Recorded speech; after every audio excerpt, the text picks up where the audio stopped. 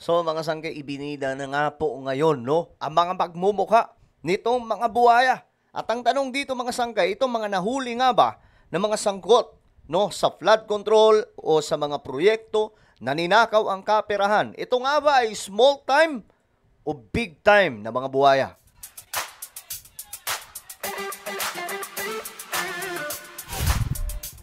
Hello guys, what's up? This is me. I'm back for another vlog today.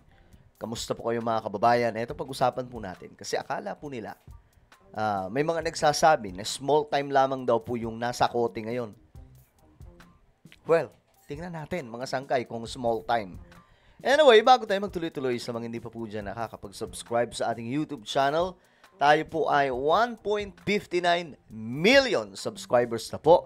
Paangat po tayo ng paangat, padami po tayo ng padami. Kaya naman ano pang hinihintay ninyo? Makikita nyo po yung subscribe button sa baba ng video na to.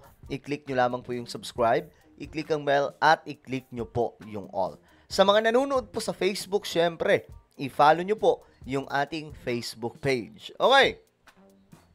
Ito yung mga mukha ng mga naaresto na nga po, mga sangkay. Pero bago yan, dito po muna tayo. Kung noong panahon ni PRRD mga sangkay, itinatangging pangalanan ang mga dawit sa DPWH corruption. Ayan, makikita nyo mga sangkay dito. Yan.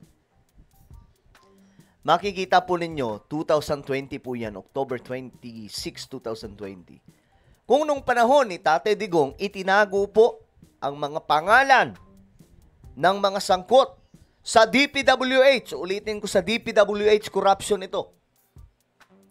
Panahon po ni Tatay Digong. So bakit po natin binalikan ito? Kasi noon pa po ito nangyayari. Hindi lamang po sa panahon ni Tatay Digong, kundi maging sa mga nauna pa pong presidente. Pero ngayon lamang po kasi nagkaroon ng aksyon.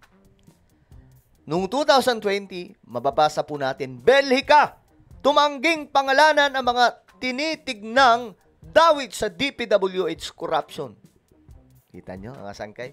Magtaka lang po talaga kayo. Bakit tinago yan eh? Pero, ngayon sa panahon ni PBBM, eto na. Hindi lang basta pinangalanan. Dinampot na po itong mga taong ito. Ayan, makikita po natin mga sangkay. Ito po yung mga mukha. Sayang na sayang ba ang mga karir ninyo? Wow, ito pala si ano? Ito si Gerald Pakanan. Siya pala ito. Pambihira. Huli ka, boy. Ito yun, mga sangkay. Naalala nyo yung district engineer ata ito eh. Kalimutan ko lang. Mamaya, tingnan po natin. Ito yung pinuntahan ng gobernador sa Mindoro po ata yun, mga sangkay, na mayroon po dong mayroon po dong parang dike ng dike po talaga mga sangkay, flood control, na ang nipis, sobrang nipis, tapos ayaw papasukin yung governor. Dahil ayaw daw po neto, di umano, na magpapasok. Yun daw kasi ang usapan nila, pati ang contractor. Ngayon, mga sangkay, kasama na po siya sa nadampot. Kita nyo yan, mga sangkay? Sayang na sayang, sinayang yung magandang career. Diba? Magandang takbo ng kanilang career sa buhay. Kita mo, mga engineer po yan, mga sangkay. Ngayon, sa tingin nyo, hindi ito mga buhaya? Guys, may mga katungkulan to sa DPWH. Ito yung mga nauna, pero may mga susunod pa. Ayan. Ngayon, tingnan po natin mga sangkay, yung mga pangalan. Ito po, 16 yung first batch, no? Status of Sandigan Bayan Arrest Warrants. Ito, number 1, Elizaldico. Ito, for red notice ito, mga sangkay. Pag nag-red notice na po ang Interpol, so ang mangyayari dyan, dadamputin siya. Kahit saan pa siya, mahahanap siya. Okay? Pag nag-red notice na yan, alam nyo na ang mangyayari dyan. Ayan po, itong si Gerald Pakanan. Ito po yun mga sangkay. Balikan po natin. Yan siya, oh. Ano ba ang kanyang katungkulan sa DPWH? Siya po ay DPWH Regional Director. Kita nyo, mataas mga sangkay. Hindi po yan basta maliit. Pambihira, buhaya po yan mga sangkay. Ito pa. Itong si Altea, DPWH Bureau of Maintenance Director. Ganun po katataas yung katungkulan. Tingnan natin, sino si Altea na yan. Okay.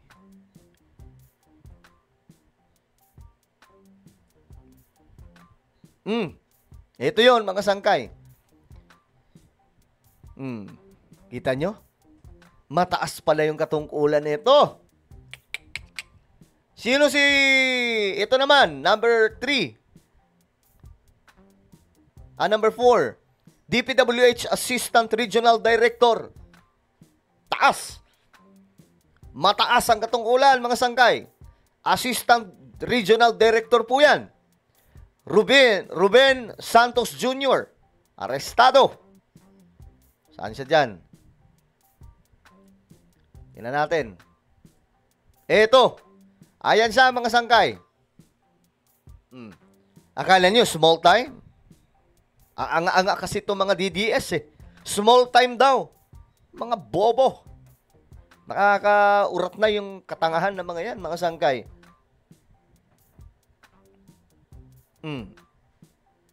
Akala nila, small time. Ito pa. Sino pa to? Ayan. Si Dominic Serrano. Hanapin natin dito mga sangkay. Ayan. Ano bang kanyang katungkulan? Si Dominic Serrano, anak ng Tokwa, isa pong DPWH Construction Divisions Chief. Kita nyo yan? Taas ng katungkulan. DPWH Construction Division Chief. Ayan, mga sangkay.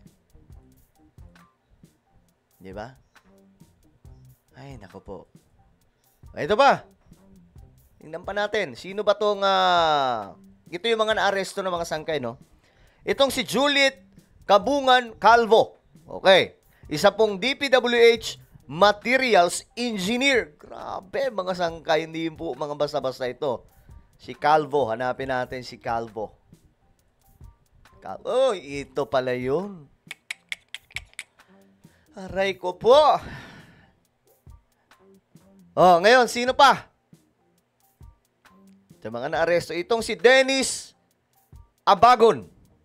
Isa pong DPWH Quality Assurance and Hydrology Division, OIC. Mataas din po ang katungkulan. Hanapin natin. Si Abagon.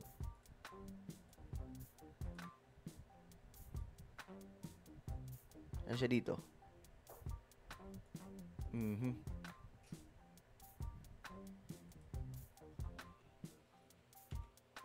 Mukhang wala siya dito sa picture. Pero mga sangkay, kasama na po siya sa nasa kote.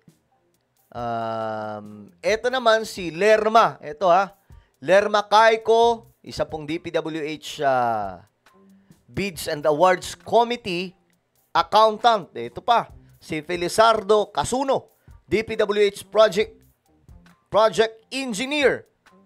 So yung iba dito mga sangkay, for red notice.